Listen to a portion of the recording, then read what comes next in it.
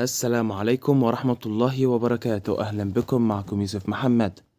مباراة الزمالك والمصري البورسعيدي القادمة في الدوري المصري، سوف نتعرف معا على موعد وتوقيت المباراة والقنوات الناقلة، ولكن قبل معرفة جميع التفاصيل لا تنسى الصلاة على النبي محمد صلى الله عليه وسلم وعمل إعجاب للفيديو والاشتراك في القناة ليصلك كل ما هو جديد. أمامكم التفاصيل الآن. وبعد تغيير مباراة الزمالك وسجرادة في الكونفدرالية، تم تأجيل مباراة نادي الزمالك أمام الاتحاد السكندري في الجولة السابعة، فيقابل نادي الزمالك في الجولة الثامنة المصري البورسعيدي على ملعب الجيش ببرج العرب. يطمح نادي الزمالك في هذه المباراة أخذ الثلاث نقاط وتكملة النتائج الإيجابية الأخيرة مع معتمد جمال المدير الفني لنادي الزمالك.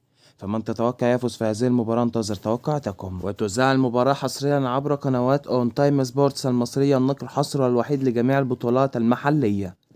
وسوف تنطلق سافرة بداية المباراة في تمام الساعة 6 مساء بتوقيت تونس والجزائر والمغرب، 8 مساء بتوقيت السعودية والكويت وقطر والعراق وسوريا واليمن والأردن، 7 مساء بتوقيت ليبيا والسودان ومصر وفلسطين ولبنان.